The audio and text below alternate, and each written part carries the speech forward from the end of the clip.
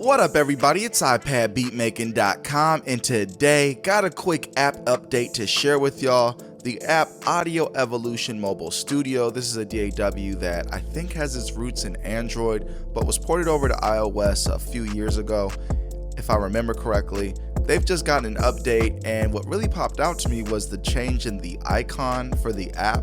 So kind of got my attention, had me wondering what else is going on with this app.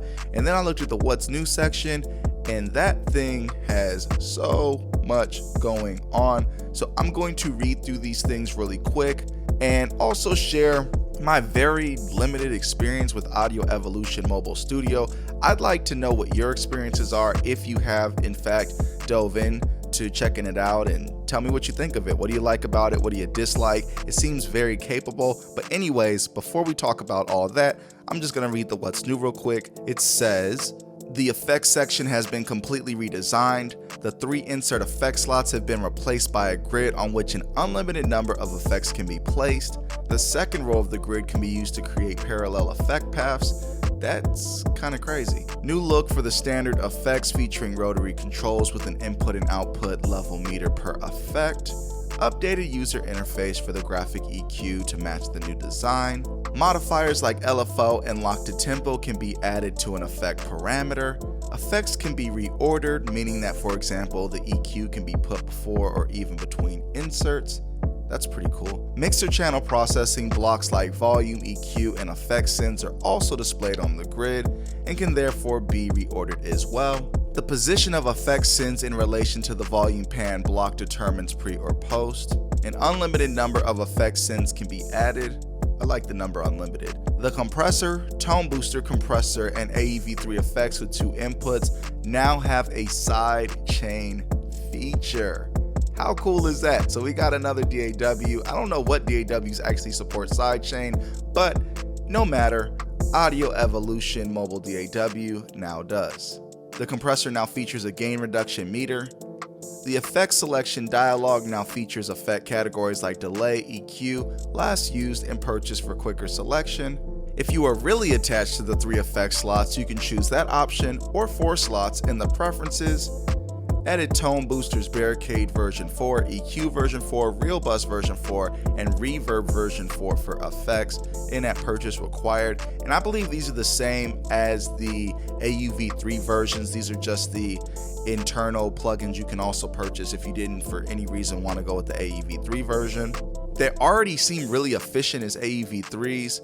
However, if you did want to go support the developer and buy the internal plugins, I guess you could do that also. In either case, I don't think you'll really go wrong if you enjoy using this specific DAW. Added real-time pitch shifter effect.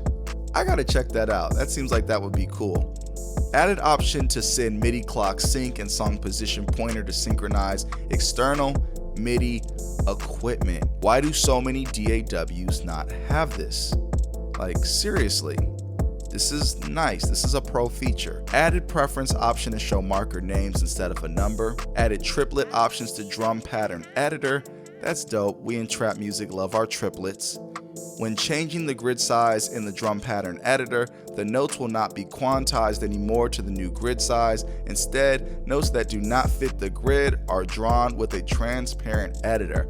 That's very thoughtful. That way you can go, okay, I'm liking that. The drum pattern editor now features a velocity button to enter velocity drawing mode instead of going through a drum sounds pop-up menu.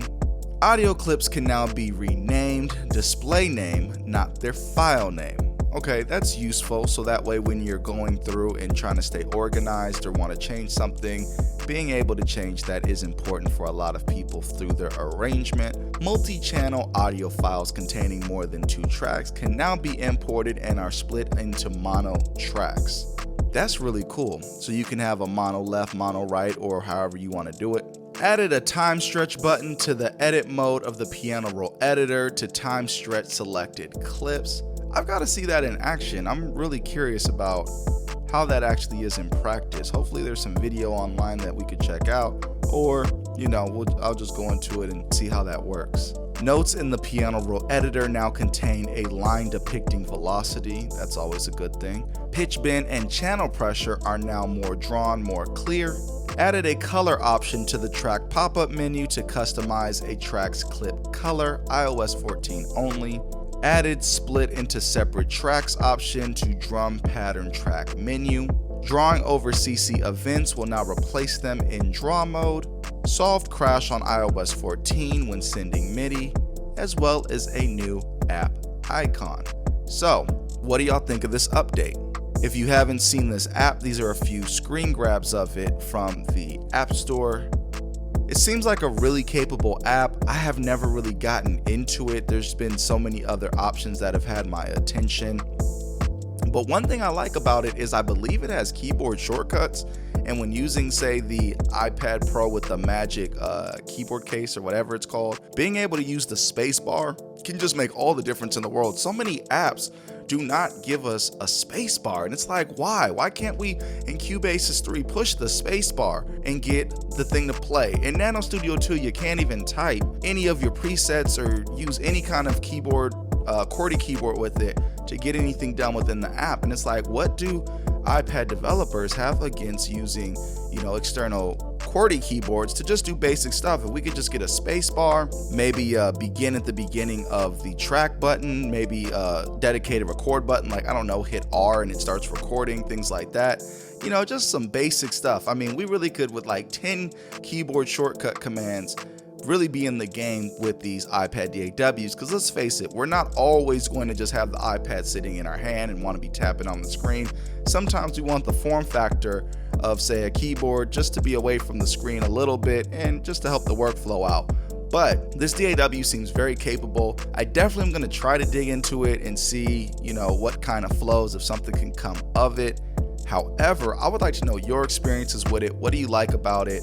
What do you dislike about it? Are you excited about this update? Please share your experiences. What are some things I should know about the app? What are some things I should be checking out with it? And do you think that this update is enough to pull you if you use multiple DAWs? Will it pull you from, say, a Cubasis or a Nano Studio 2 or an Aria or an AUM or a GarageBand or whatever other DAW you are working in? Is this the DAW of choice for you with this new update and what it's already capable of? And have you even heard of this DAW before today, before I just put this video out? Tell me you heard of the DAW. If you haven't heard of the DAW, then that speaks to something else, that they haven't really gotten a lot of footprint on the market, and we really need to address that also if, in fact, you're just like, whoa, what's this DAW? I've heard of all the other ones he mentioned, but I haven't heard of this one, because that speaks to something else. That speaks to their marketing, and maybe if they were in front of more people, they would not be at rank 100 with respect to music apps. So I think it's really capable. Definitely check it out if it interests you. If you have any questions that maybe I can answer, let me know what they are in the comment section. And with that said, if you enjoy the video, please be sure to like, comment, and subscribe. And with that said, I'm getting out of here. It's iPadbeatmaking.com. Peace.